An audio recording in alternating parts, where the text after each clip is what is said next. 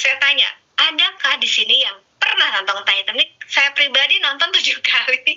Ada nggak yang pernah nonton Titanic? Boleh share dong di kolom chat, berapa kali teman-teman pernah nonton Titanic? Coba ada yang gini. Kalau saya 7 kali. Oh, haram bu nonton Titanic. Saya lebih dari 5 kali banyak. Oh, katanya ada yang haram ya. Masya Allah ya. Ya, kalau sekarang nggak kehitung, ada yang 25, Masya Allah. Luar biasa. Teman-teman, Titanic ini diambil dari kisah nyata. Betul ya? Ini saya ingat banget di tahun 97-an. Nah, Titanic apa sih yang kita bisa pelajari dari Titanic? Teman-teman tahu nggak kenapa Titanic ini bisa tenggelam? Boleh yang nonton lebih dari 25 kali, coba tolong. Harusnya ada 25 kali tadi udah hafal ya Bu ya. Hasilnya percakapannya udah sampai hafal gitu ya.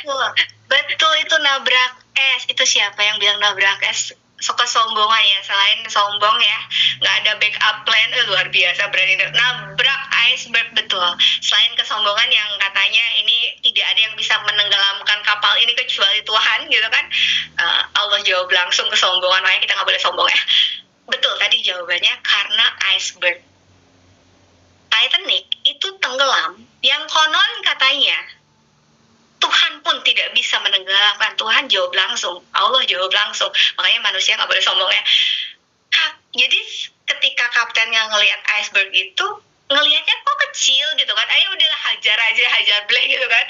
Ternyata no one knows the size. Tidak ada yang tahu iceberg itu sebesar apa.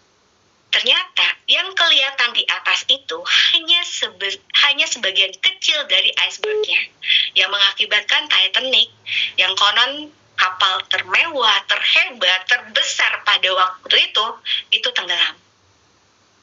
Teman-teman, begitupun dengan orang kira tentang sakit kritis. Jadi orang kira tentang sakit kritis ya, ya udah Teh Arti, Bu Arti, aman, saya udah punya black card, black card saya gold, platinum, diamond, whatever lah ya. Sekarang yang Prowell aja kan minimal yang bronze B aja kan 5M kan, yang silver udah 6M, kayaknya udah nyaman, damai, aman, sentosa lah punya itu. Teman-teman, banyak orang kira tentang sakit kritis tuh biaya berobat beres gitu kan. Nah, sebenarnya gimana sih karakteristik berobat kalau kita kena sakit biasa dengan kena sakit kritis? Kalau sakit biasa, mungkin kita pertama demam, aduh ini demam ya gitu kan, ke dokter gitu, rawat jalan, dok saya demam dok, gitu kan. Kata dokternya ini minum obat dulu, udah minum obat seminggu nggak sembuh gitu kan, balik lagi ke dokter, kata dokternya coba Bu di lab deh gitu. Ketika pas di lab ternyata ada kayak nasabah saya nih, SGOT sama SGPT-nya tinggi, ternyata kena sakit kuning ya kalau orang itu hatinya bermasalah gitu, dia harus dirawat inap gitu kan. Udah rawat inap paling 5 seminggu gitu kan. Udah gitu dokternya bilang kan, Bapak Ibu nanti seminggu lagi Bapak Ibu berobat ya, dicek ya, datang rawat jalan. Udah gitu nanti paling dikasih obat, ya sudah gitu kan. Rawat jalan, rawat inap, rawat jalan. Itu karakteristik sakit biasa. Apa yang terjadi dengan karakteristik sakit kritis? Nah, ini teman-teman boleh cek. Biasanya mulai dari rawat jalan, rawat inap. Ini nasabah saya kena serangan jantung ya. Pasang ring 1, rawat jalan, rawat inap, rawat jalan, sampai dia udah beres 90 hari, ternyata obatnya masih terus harus itu. Dia ngomong gini, Ti katanya, aku kan ini udah 90 hari ya, ini obatnya masih jalan terus, apa harus masuk rumah sakit lagi ya? Saya bilang, kalau dokter nggak nyuruh rumah sakit gimana, nggak bisa dong kamu masuk rumah sakit gitu kan. Dan akhirnya alhamdulillah dia punya produk sakit kritis waktu itu, baru ada PKKS cair yang 1 miliar ya. Alhamdulillah, jadi biaya-biaya rawat jalan yang di atas 90 harinya itu bisa ditangani oleh PKKS-nya gitu kan. Nah terus kalau ada nasabah kayak cancer, nasabah saya menangani nasabah cancer itu udah beberapa orang. Ini yang akan terjadi teman-teman, rawat jalan, rawat inap, kemo, radioterapi, imunoterapi, terus masuk rawat inap lagi, rawat jalan, rawat inap, ini terus. Nah ini adalah fakta sakit kritis. Jadi nggak cukup cuma rawat jalan, rawat inap, rawat jalan. ini yang akan terjadi. Dan sekarang nasabah saya kemarin, saya baru ada nasabah saya yang kena. Tahun lalu beliau pasang ring 2. Nah, tahun ini, dan itu sering banget di rawat jalannya, tahun ini ternyata beliau harus memasang IDC ya, yang alat pacu jantung itu, dan pasang ring lagi, teman-teman. Jadi begitu banyak potensi rawat jalan dan rawat inap kalau orang sudah kena sakit kritis. Nah, jadi kalau orang kira, oke deh, jadi kalau kayak fenomena iceberg ya teman-teman ya, biaya berobat masuk rumah sakit cuma di atas doang, nggak kelihatan. Tapi yang di bawahnya, biaya akomodasi, biaya transportasi.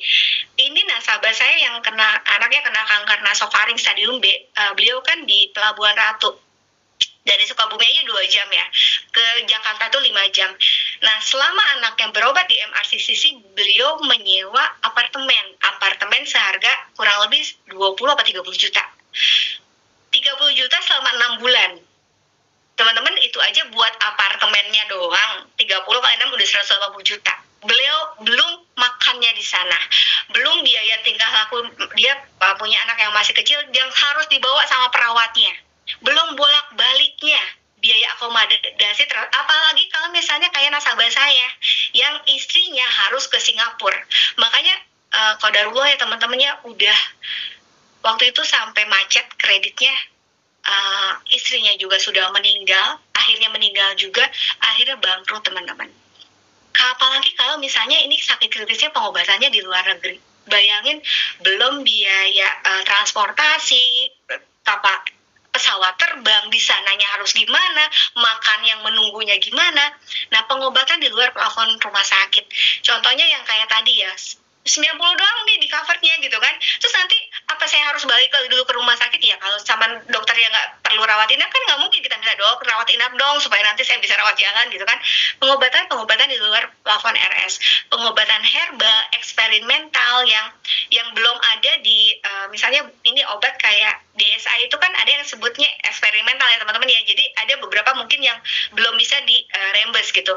Biaya perawat untuk jaga ini kayak nasabah-nasabah saya yang memang dia itu harus dijagain perawat, ini biaya perawatnya enggak, siapa yang bayarin gitu kan. Nah, biaya hidup selama berobat karena tidak ada penghasilan. Ingat, tadi kita sudah lihat peraturan kerjanya ya, itu perusahaan itu boleh mem-PHK kalau nggak bisa kerja lebih dari 12 bulan.